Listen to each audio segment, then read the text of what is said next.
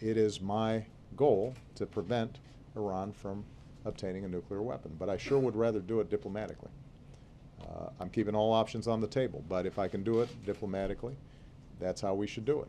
And I would think that would be the preference of everybody up on Capitol Hill, because that sure is the preference of the American people.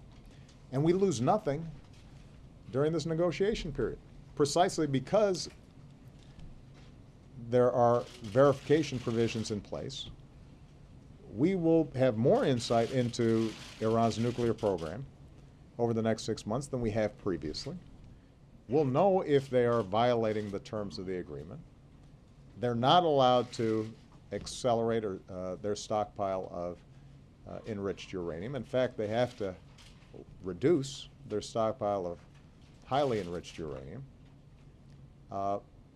Ironically, if we did not have this 6-month period in which we're testing whether we can get a comprehensive solution to this problem, they'd be advancing even further on their nuclear program. And in light of all that, what I've said to members of Congress, Democrats and Republicans, is there is no need for new sanctions legislation. Not yet. Now, if Iran comes back and says,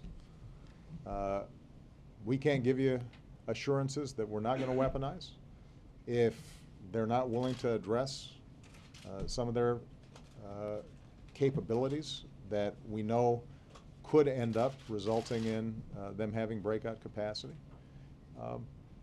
it's not going to be hard for us to turn the dials back, strengthen sanctions even further. I'll work with members of Congress to put even more pressure on Iran.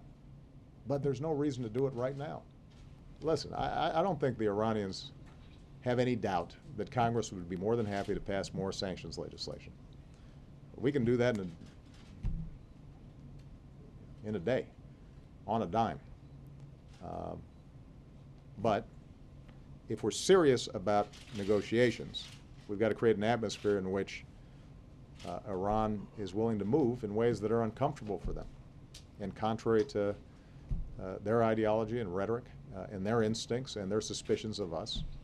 And we don't help get them to a position where we can actually resolve this by engaging in this kind of action.